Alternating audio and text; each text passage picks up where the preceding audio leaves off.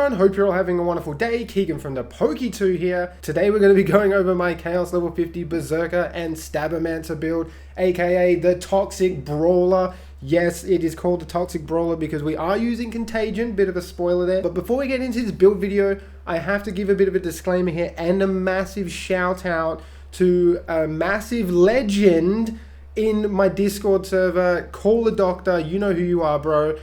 He basically came to me and said, hey dude, I've been using this build, I really want you to make a video of it. I was like, whoa, what the hell? I already friggin' felt honored enough that this guy wanted me to make a video on his build. So this is not really my build in a sense, I'm just showing it off. It was really fun theory crafting a lot of ideas as well with you, my guy. This was a lot of fun putting this build together. It was already like basically set up by CallADoctoR, but we tested out a couple of things and I've been trying out a couple other things that you guys commented on the teaser video. So shout out to you guys as well. Thank you very much for dropping some knowledge on the video, because I've never done a melee build before, and now this is like the best build I have by far, and it is mainly because of the Stabbomancer. But either way, it still puts out tremendous amounts of melee damage. You're going to clear Chaos level 50 content really easily, and you can also use Dreadwind. And I know back in like Chaos level 35,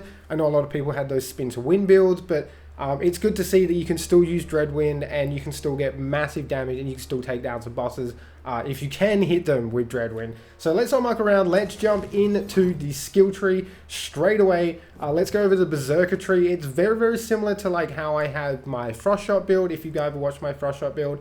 So we'll just quickly run through it. We are maxing out Ancestral Frost. That is going to give us 20% extra frost damage.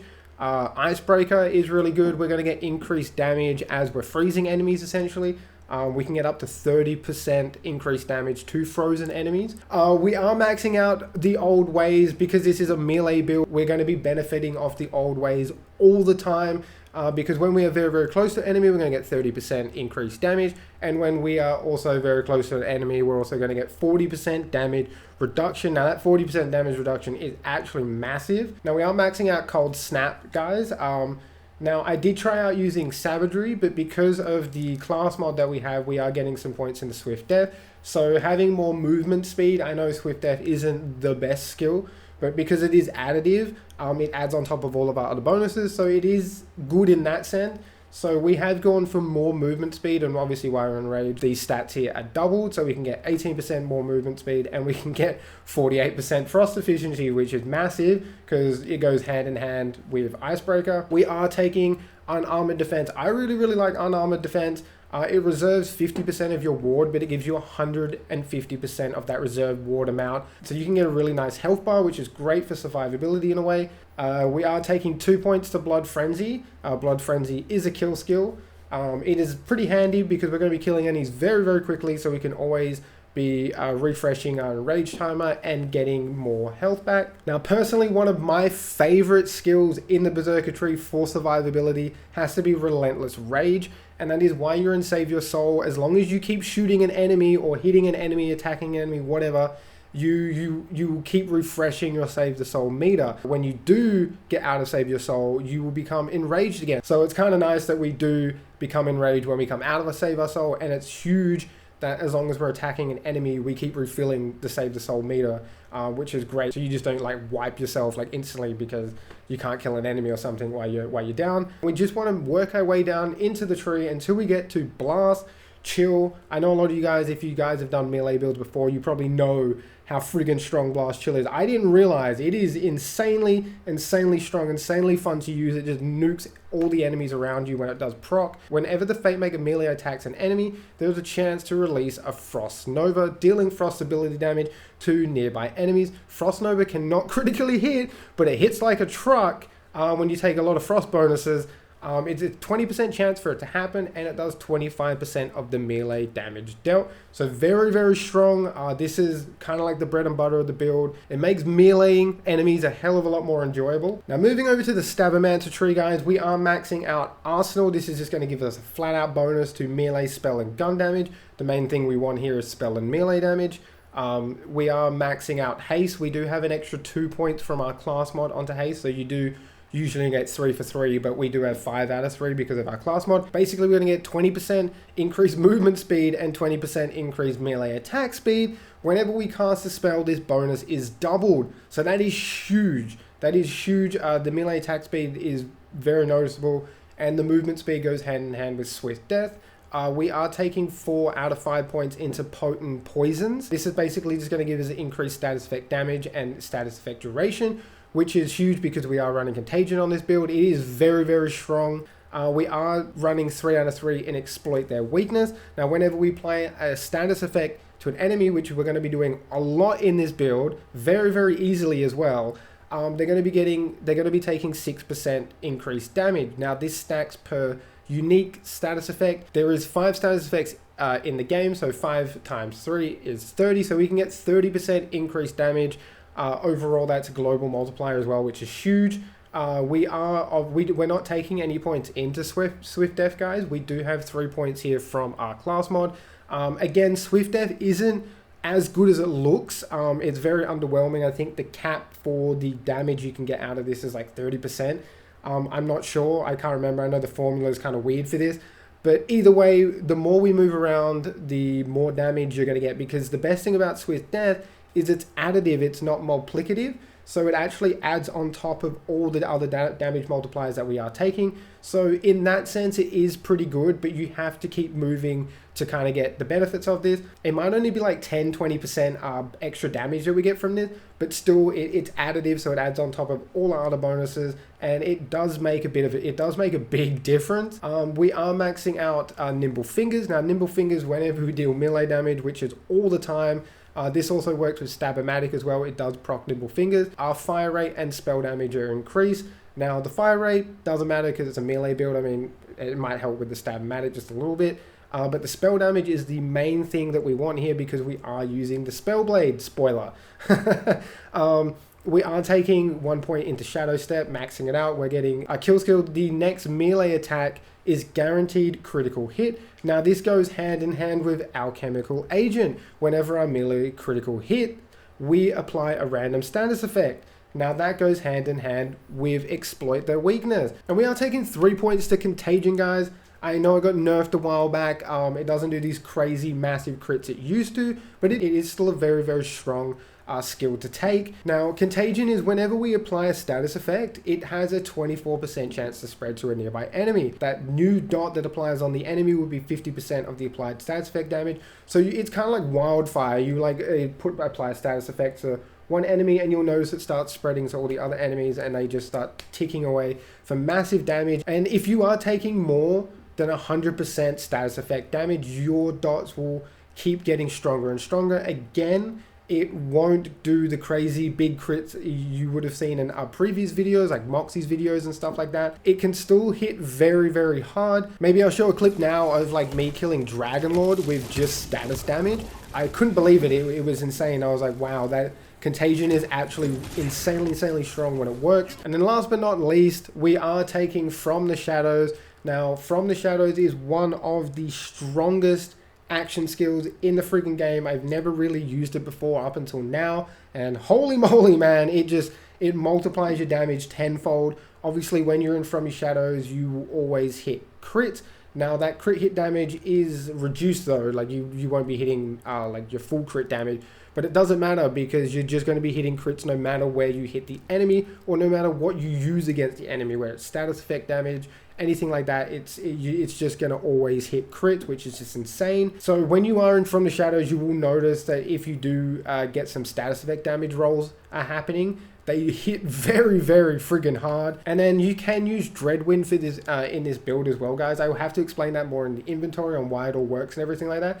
But Dreadwind is pretty fun to use. Again, you just want to keep moving as much as possible so you can get all the extra bonuses from Swift Death. But yeah, that's basically it for the skill tree, guys. Moving on to the hero points, we are maxing out strength and we are maxing out wisdom because we want our dots to hit every single enemy for as hard as friggin' possible. And then I've also put a couple extra points in the constitution because just a little bit extra survivability help. You could put some extra points into attunement if you wanted to get from the shadows or Dreadwind back if you were using that. Now moving on over to the inventory, guys. Now before I get into this, the inventory, a bit of a disclaimer. CallADoctoR, because it is CallADoctor's build, he did kindly donate some of his items over to help with the build so I could do the video and stuff like that. Now his items are so friggin' optimized for this. When he was sending it to me, I didn't even realize, like, holy crap, man. These are some really, really good rolls, really good finds. Thank you so much for giving me this stuff, dude, so I was able to do your build video. Again, this build is very, very optimized, guys, but I don't want to give you a whole sense of like reality that this build is only going to work because it's super, super optimized with Primordial and Ascended gear. No, that is not the case. I will show you some of the other stuff I was using, and it makes no difference. The Stabbomatic is just way too strong, and the Salt and Battery melee weapon is just friggin' insane as well. So regardless of like how good your gear is, this build works nonetheless. Now let's jump into what gear we are taking, guys. Now of course we are running the Stabbomatic. It is basically the bread and butter of this build, because there's a lot of enemies in Chaos Chambers that you're not going to be able to friggin' melee because they're flying up high or they're just like unreachable. So the Stabbomatic takes care of them. It takes care of them. You're all good now. You don't have to worry about flying enemies. I really like that this build uses Stabbomancer instead of Spell Shot. If any of you guys were running Spell Shot builds with the Stabbomatic, you kind of took a nosedive with that Magic Bullets nerf balance thing that they did. So it's awesome to see that this works with Stabbomancer. Maybe some of you guys will pick this build up and try it if you guys want to use the Stabbomatic. It works insanely well. You don't need From the Shadows, although From the Shadows, like I said, it just takes your damage to the next friggin' level. And then next we are taking a live wire, guys. The live wire is been a massive staple in melee builds since like people figured out that it chains lightning on every second hit with the each melee swing. So this is really, really strong, especially because we're running Contagion. We're able to spread melee damage to enemies as well as hit them with status effect damage. So we're able to spread Contagion very, very quickly with Livewire. We send the melee damage through Livewire as well, so you can it's very, very good for mobbing. Also, it's very handy to use with bossing as well because you can get that extra chain lightning damage. Now for the melee weapon, we are taking the Spellblade. Now the Spellblade is kind of crucial if you are using the Stabbomatic. If you are using Stabbomatic, you kind of need to use the Spellblade because the Stabbomatic scales off melee damage, and then it kind of like a double dipping effect now because the Spellblade scales off spell damage. It's going to get melee bonuses and it's going to get spell damage bonuses. So you kind of need to use the Spellblade while running the Stabbomatic. It definitely drops off if you are trying to use some other melee weapon. And the enchant that we have on the Spellblade is after getting a melee kill, refresh 1 spell charge. Now I know you're looking at this and it's Ascended. It does not matter. I was using this volatile one. Works completely fine. Don't even notice that much of a difference. And another melee weapon you can take, guys, is the Salt and Battery. I did forget to mention this in the build video itself because I'm just a big dum-dum. Basically, the Salt and Battery is my go-to weapon for bossing. It definitely hits a lot harder than the Spellblade and also has a really insane special effect. Salt melee attacks increase your melee critical chance by 20% on every hit until a melee critical hit occurs. Resetting this bonus, Battery melee critical hits spawn a Dagger Storm. Now when the Dagger Storm does go off, you would think the Dagger Storm being Dagger Storm would deal melee damage. No, it just scales off elemental damage. So this Salt and Battery that I have is Frost. We are taking a lot of bonuses to Frost damage with the Skeep Necklace and just in the skill tree itself. Dagger Storm that spawns from the Salt and Battery does hit very hard because it is Frost. Now if you're stacking a lot of Lightning Elemental, you'd probably want a Lightning Salt and Battery, so on and so forth. And then the other good thing to have on a melee build for your melee weapon is Warrior. Whenever you melee attack, you are going to be increasing your damage reduction and your melee damage by 8% for 10 seconds, stacks 5 times. I know you can't see that down there properly because there's just that much text on the friggin' Spellblade card. Now moving on to the ward, guys, we do have the Bad Egg. Now the Bad Egg is I'm enjoying the Bad Egg. Stuff the Cursed Wit, man. don't stuff the Cursed Wit. The Cursed Wit is still a fantastic shield. It's just I've used it in every single one of my builds.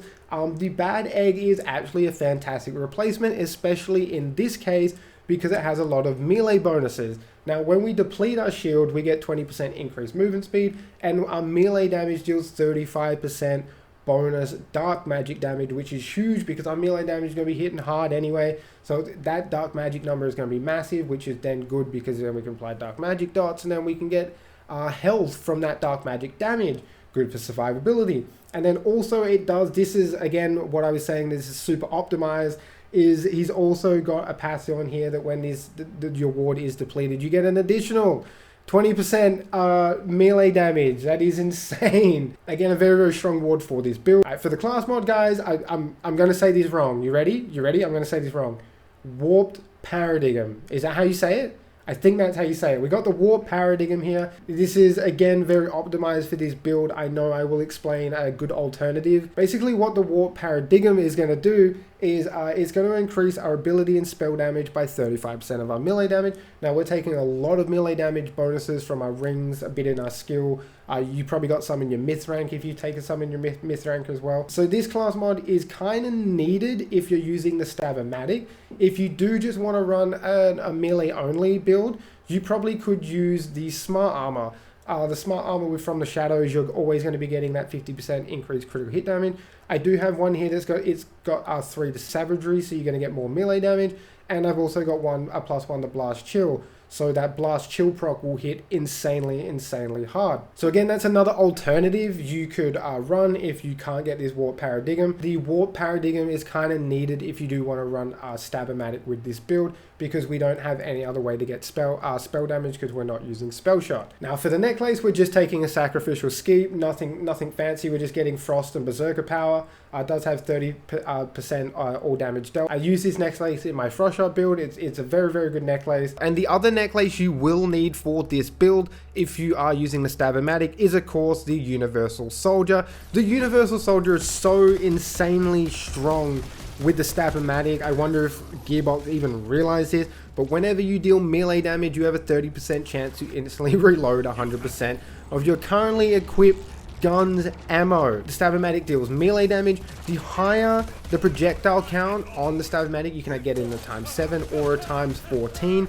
you're gonna have more of a chance to instantly refill your ammo to a point where it happens almost all the time as long as you're hitting your shot. So a very, very insanely OP necklace with the Stabbomatic. You kind of need this if you do want to just run Stabbomatic only. Having the, if you got 5 bullets in the mag, it consumes 2 ammo per shot. All of the Stabbomatics do, I'm pretty sure. So that's ideal to have 5 in the mag instead of 4 if you're not running Universal Soldier.